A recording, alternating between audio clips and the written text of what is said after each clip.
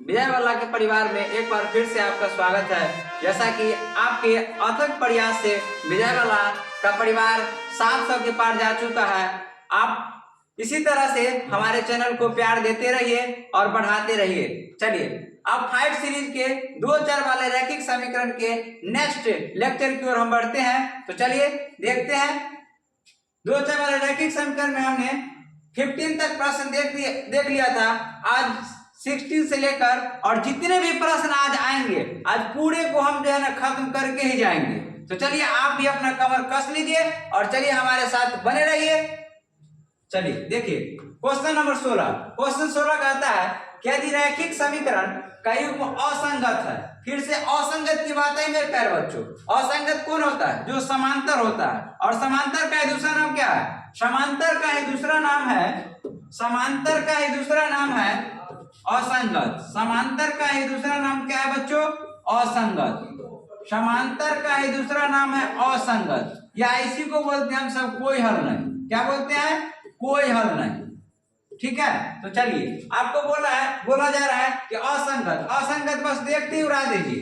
असंगत क्या होगा? समांतर होगा। चलिए नेक्स्ट प्रश्न की ओर धुआं कर दीजिए। हाइट सीरीज के क्वेश्चन में जो भी प्रश्न पढ़ाया जाएगा बच्चों, उससे बाहर आपके एग्जामिनेशन में एक भी प्रश्न बाहर नहीं आ सकता है। इसलिए हमारे फाइट सीरीज के साथ बने रहिए हमेशा। तो चलिए नेक्स्ट प्रश्न की ओर कह रहा है कि हल क्या होगा। फिर से वही प्रश्न जो कि पहला दूसरा प्रश्न आया था पिछले वाले लेक्चर में, हल करने के लिए बोला जा रहा है। हल करने की जब भी बारी आए, आप जो है ना हमेशा जो है लुप्तीकरण का इस्तेमाल करेंगे। सबसे शॉर्ट एवं आसान तरीका होता है। तो चलिए इसको हल करके देखते हैं। 2x + 3y = 11। चलिए फिर से क्या है आपका 2x - 4y = -24। देखिए हम लुप्तीकरण में क्या करते हैं? लुप्तीकरण में हम बराबर करते हैं, और यहाँ पे बराबर तो है ही। इसका मतलब क्या है कि चिन्ह केवल बराबर नहीं है। तो चिन्ह बराबर नहीं है तो आप बराबर नहीं तो आप इसको चिन्ह को अलग अलग करने की कोशिश करते हैं। यहाँ पे क्या है? प्लस है, यहाँ भी प्लस है तो माइनस होना चाहिए काटने के लिए। तो क्या करेंगे? घटाने पर। आज ऐसे ही बच्चों घटाने पर लिखेगा तो प्लस वाला हो जाएगा माइनस, माइनस वाला प्लस। यानी हमको बदला हुआ साइन से मतलब है। तो बदला हुआ साइन क्या है? यहाँ प्लस, ये भी माइनस वाला क्या होगा? प्लस। 2 से 2 क्या हो जाएगा? कट जाएगा। 4 3 क्या होगा? 7y। इसको जोड़ने के बाद क्या आता है? 35। तो 7 5 क्या होगा? 35। y का मान क्या होगा? 5 आ गया। चलिए y का मान 5 कहाँ पे दिख रहा है? बस ऑप्शन नंबर 1 ही में। तो आप ऐसे देख के भी उड़ा सकते हैं, लेकिन अगर आपको अगर सॉल्व करके लिखना है तो आप सॉल्व भी कर सकते हैं। चलिए सीख भी लीजिए। 2x y के जगह पर क्या रखिएगा? 5 = क्या है? 11। तो 2x ये क्या हो जाएगा? 5 तिहाई 15, और यहाँ प्लस में तो किस में जाएगा? वह माइनस में भेज दीजिए, और 2x क्या हो जाएगा? -4। तो 2 दूना क्या होगा बच्चों? 4। यानी x का जो मान आ जाएगा वह -2 आएगा। यानी कि ऑप्शन नंबर डी में दिख रहा है। यानी देखिए ऑब्जेक्टिव वाले प्रश्न में अगर एक ऑप्शन मिल रहा है और दूसरा अगर आपको मैच नहीं कर रहा है तो आप उस वाले ऑप्शन को ठीक करके आप आगे बढ़ जाएंगे, क्योंकि एग्जामिनेशन में समय की बचत करनी होती है। तो चलिए नेक्स्ट प्रश्न की ओर। नेक्स्ट प्रश्न आपके बीच आ रहा है, कह रहा है k के किस मान के लिए समीकरण के निकाय 4x + ky = 6, 2x - 4y = 3 के अनगिनत हल है। देखिए मेरे प्यारे बच्चों, अनगिनत हल के लिए फिर से वही घिसी-पिटी कहानी आ जाती है, जो कि मतलब बार बार आपको तंग कर रहा है। अनगिनत हल में क्या होता है कि सारा का सारा क्या होता है? बराबर हो जाता है। सारा का सारा क्या होता है? बराबर। यानी a1/a2, b1/b2 और c1/c2 सारा का सारा क्या होगा? बराबर। अनगिनत हल को ही बोला जाता है संपाती, या अपरिमित रूप से अनेक हल। इसी को कभी कभी संगत भी लिख देता है। घबराने की बात नहीं है। चलिए मान रखिए तो क्या हो जाएगा? 4। यहां से क्या हो जाएगा? चलिए x वाले मान को उठा के रखेंगे तो यहाँ पे आपका 2 हो जाएगा। यहां से उठा के रखिए क्या हो जाएगा? तो k। अब यहां से उठा के रखिए क्या होगा? -4। अब यहां से c वाले मान कितना है? वो 6 है। यहाँ पे क्या आ जाएगा? 3 है। चलिए अब हमको तो k का मान निकालना है, कहीं से भी बराबर करके निकाल सकते हैं। तो आप इसको बराबर कर लो तो क्या हो जाएगा? 2 दूना 4, 2 और के और -4, जब क्रॉस करोगे बच्चों तो के का मान क्या होगा, वो -8 आ रहा है। ठीक है, तो यहाँ पे कह रहा जाए कि अनगिनत हल होंगे। यहाँ पे के का ऐसे मान बोला जा रहा था, लेकिन ऑप्शन में आपको भाषा में प्रश्न है तो भाषा में आप जवाब दीजिए इसको। तो इसका जो मान निकाला जा सकता है अनगिनत के लिए अनेक हल, यानी इधर से आपका जो के का जो मान हो जाएगा, इधर से भी 3 दूना 6 यानी कि 4 दूना 8, यानी के का मान केवल क्या निकल रहा है, 1। यानी मान तो वास्तविक है और एक का मतलब अद्वितीय, यानी ऑप्शन नंबर सी नहीं देखिए, ऑप्शन नंबर आप ए पर सटीक आंसर होगा। चलिए नेक्स्ट प्रश्न की ओर चलिए। समीकरण के निकाय इतना के लिए अद्वितीय हल होंगे। फिर से वही कहानी आ गई, अद्वितीय हल चेक करने के लिए आपको एक का मान निकालना है। चलिए अद्वितीय में क्या होता है कि पहला और दूसरा जो होता है ना वह बराबर नहीं होता है, और तीसरा बराबर हो भी जाए। चलिए तो यहाँ पे क्या हो जाएगा, 2 अपॉन में क्या होगा 3, a अपॉन में क्या होगा -5, और 7 अपॉन में, सॉरी यहाँ पे 1 अपॉन में 7 होगा, क्योंकि इधर से है ना 1, इधर से C1 है, अपॉन में 7। आपको क्या निकालना है, तो a का मान निकालना है। इधर से कट फुट नहीं रहा तो आप यहाँ से क्रॉस करिए, क्रॉस कीजिएगा तो क्या होगा 3a नॉट इक्वल टू 5 गुना 10, ये आपका गुना है तो क्या आ जाएगा बट्टा में, यानी कि माइनस क्या हो जाएगा 10/3। चलिए तो -10/3 आपको ऑप्शन नंबर बी में दिख रहा है। चलिए वन शॉट का ये आपका नेक्स्ट प्रश्न रहा, समीकरण ये अद्वितीय हल होंगे। तो मैंने पहले बताया था अद्वितीय हल में क्या होता है कि पहला और दूसरा जो होता है बराबर नहीं होता है। पहला और दूसरा बराबर नहीं है तो किस में दिख रहा है, तो आपको ऑप्शन नंबर सी में दिख रहा है कि पहला और दूसरा बराबर नहीं है। चलिए नेक्स्ट प्रश्न की ओर। समीकरण में x बराबर 5 है तो y का मान क्या होगा। चलिए ये तो आपको लॉलीपॉप प्रश्न आ गया बच्चों, इससे हल का क्या हो सकता है। क्वेश्चन है 2x + 2y = 9, x का मान 5 रखना है, यहाँ पे 5 रख दीजिए इक्वल टू 9, प्लस में तो कहाँ जाएगा माइनस में 5, यानी 2y = 4, यानी बहुत ही आसान प्रश्न, y का मान कितना निकला 2 निकल गया। चलिए उड़ा दीजिए। चलिए नेक्स्ट प्रश्न की ओर। 5 सीरीज का अगला प्रश्न प्यारे बच्चों आपके स्क्रीन पर रहा, यदि रैखिक समीकरण के आलेख एक ही बिंदु पर काटे, एक ही बिंदु पर काटे, नाम से स्पष्ट इसका मतलब प्रतिच्छेदी होना। ठीक है, यानी प्रतिच्छेदी का दूसरा नाम क्या था, अविरोधी। देखिए इसको जो है ना हम सब प्रतिच्छेदी को ही बोले थे, प्रतिच्छेदी को ही हम सब बोले थे अविरोधी। प्रतिच्छेदी बोलिए या अविरोधी बोलिए, इसमें कोई डिफरेंस नहीं है। इसी को हम सब संगत भी बोल देते हैं क्योंकि इसका मान निकालना संभव होता है। ठीक है, यानी कि ऑप्शन नंबर क्या हो जाएगा सी हो जाएगा। चलिए नेक्स्ट प्रश्न उड़ा दीजिए। इससे बाहर एक भी प्रश्न आपके एग्जामिनेशन में नहीं मिलेगा प्यारे बच्चों, इसलिए आप इस 5 सीरीज को पूरा देख कर जाइए और एग्जामिनेशन में धुआं कर दीजिए क्वेश्चन को। 2 चर वाले रैखिक समीकरण के कैसा भी प्रश्न हो आपकी नजरों से बचना नहीं चाहिए।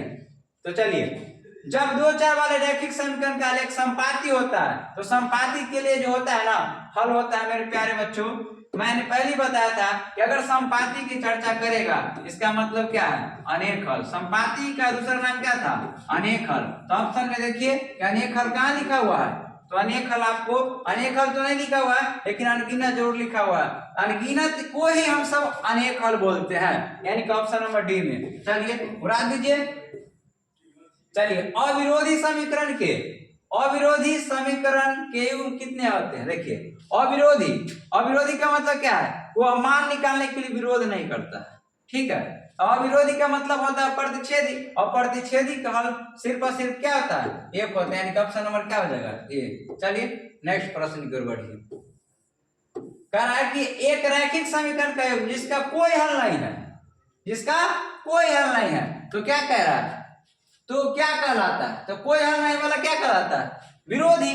इसका मतलब क्या है, वो मान निकालने के क्या करता है विरोध करता है, मान निकालने क्या करता है विरोध करता है, तो उसका नाम क्या हो जाएगा विरोधी, यानी कि ऑप्शन नंबर क्या हो जाएगा बच्चों ए हो जाएगा। चलिए नेक्स्ट प्रश्न के ओर।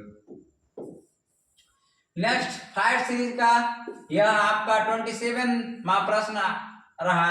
समीकरण x प्लस वाई में हल है। देखिए यहाँ पे जो हल है, अगर मान लीजिए यहाँ पे पूछा जा रहा है कि एक हल, दो हल, अनंत हल, इनमें से कोई नहीं। देखिए x plus Y equal to 6 लिखा हुआ है, तो आप यहाँ पे अगर मान लीजिए 2 प्लस 3 रखिएगा इक्वल टू 2 प्लस 3 6 पुराना है, तो 6 पुराने के लिए 4 प्लस 2 इक्वल टू भी 6 आ जाएगा, 2 प्लस 4 इक्वल टू भी 6 आ जाएगा। अब यहाँ पे क्या कर सकते हैं, दूसरे तरीके से कर सकते हैं कि 8 और प्लस माइनस 2 भी कर सकते, वो भी क्या आ जाएगा 6 आएगा। इसका मतलब क्या है, इसको हल जो है ना अनेक तरीके से किया जा सकता है, यानी इसका हल क्या होगा, अनंत होगा। चलिए अनेक हल यानी कि अनेक तरीके से जब हल कर सकते हैं तो उसको बोलते हैं हम सब अनंत हल। ठीक है, चलिए नेक्स्ट प्रश्न कर रहा है कि x minus 2y equal to 0 और 3x प्लस वाई हल है। चलिए फिर से वही बात, आपको लुप्तीकरण का हेल्प लेना है। जब भी आपको x का मान निकालने के लिए आ जाए लुप्तीकरण का हेल्प लेंगे, तो x minus 2y equal to क्या हो जाएगा 0। नेक्स्ट है 3x plus 4y equal to आपका क्या है 10 है।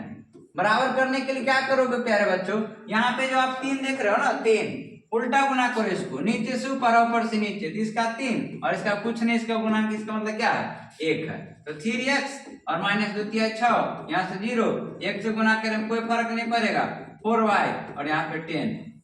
हटाने पर लिखेंगे प्लस वाला क्या हो जाएगा माइनस, ये सब लिखने की आवश्यकता नहीं है, प्लस वाला माइनस कट जाएगा, यहाँ पे क्या होगा 10y और यहाँ से क्या होगा माइनस 10, 10 से 10 कट जाएगा, 10 से कम 10, यानी कि y का मान तो आपका निकल गया 1। अब यहाँ पे y का मान 1 निकल गया, लेकिन ऑप्शन तीनों में है, इसका मतलब x का भी दिखाना पड़ेगा। चलिए y के जगह पर रख लेते हैं, तो y के जगह पर क्या होगा 1 आ जाएगा, बराबर क्या आ जाएगा 0, ये माइनस में क्या आ जाएगा प्लस में, यानी कि आपका x बराबर 2 y बराबर 1, यानी कि ऑप्शन नंबर किस में दिख रहा है ए।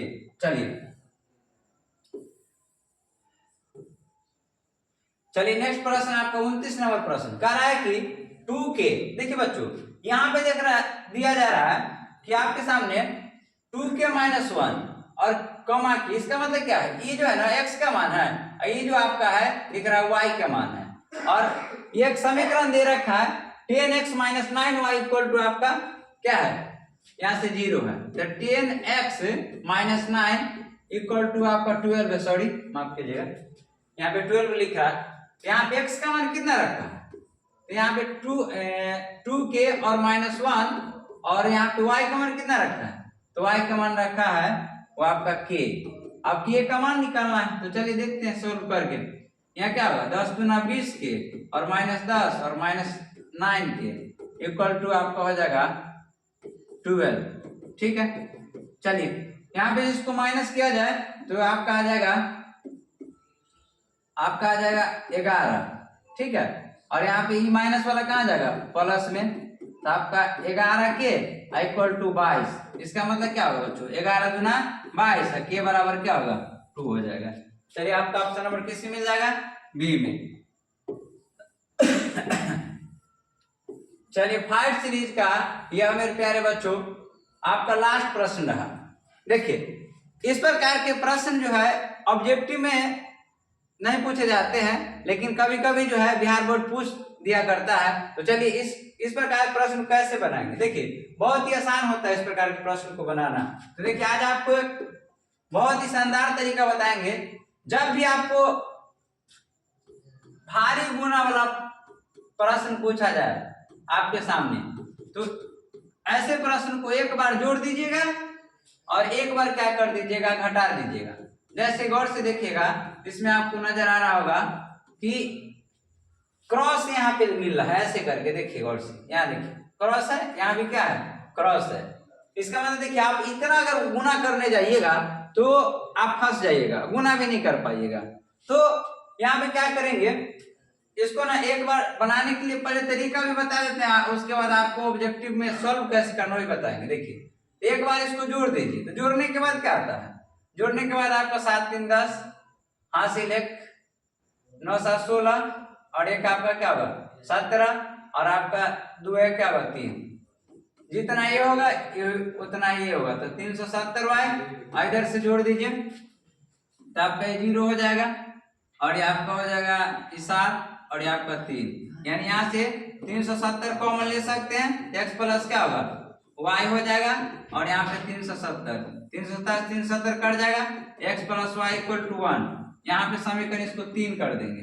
अब क्या करेंगे, एक बार जोड़े हैं, अब इसको क्या करेंगे घटाएंगे। अब देखिए तो घटाने के बाद पश्चात हमको पता चलता है, अब घटा के देख लीजिए, घटाइए तो घटाइएगा तो 197 में से आप 73 घटाइए तो क्या आ जाएगा 4 आ जाएगा, आप कितना आ जाएगा 2 आ जाएगा और ये आपका 0 आ जाएगा। तो जितना इधर है उतना भी उधर होगा, बशर्ते यहाँ पे ये आपका माइनस में आ जाएगा और ये आपका प्लस में आ जाएगा। तो आपका कितना हो जाएगा, ये भी आपका क्या होगा, ये 24x है, ये आपका 24y और इधर से भी आपको घटाइएगा तो आपको इधर आ जाएगा, आपका घटा लीजिए, ये आपका 8 आ जाएगा, यहाँ पे आपको आ जाएगा,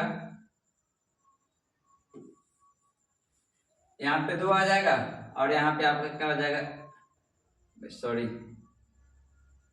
11 में से 9 हो गया 2, यहाँ से बच जाएगा आपका 11 में 4 के साथ, यानी कि 72 आ रहा है और भी -72 आ रहा है। तो क्या करेंगे, यहाँ से आप जो है ना 24 कॉमन ले लीजिएगा, तो 24 कॉमन ले लीजिएगा क्या होगा -x और प्लस y इक्वल टू क्या है -72। 24 दिया क्या होता है 72 होता है, तो -x और प्लस y इक्वल टू आपका क्या होगा -3। चलिए अब आपका समीकरण क्या बचा, अब हल हम कर लेंगे क्योंकि आपको आसान आ गया। समीकरण 1 का समीकरण 3 और 4 से, समीकरण 3x plus Y equal to 1 है और 4 है -x plus Y equal to आपके पास क्या है -2।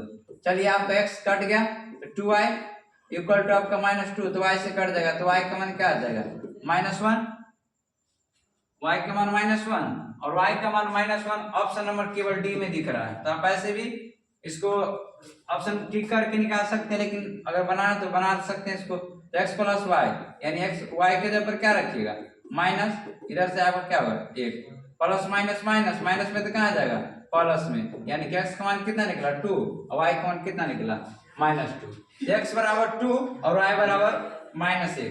आपको केवल ऑप्शन नंबर डी में चल रहा है। यह 5 सीरीज का 2 चर वाले रैखिक समीकरण का लास्ट लेक्चर था। इसके बाद हम एक नए चैप्टर को लेकर आएंगे, तब तक हमारे चैनल के साथ बने रहे और इस वीडियो को ज्यादा से ज्यादा शेयर करें और साथ ही साथ लाइक भी करें।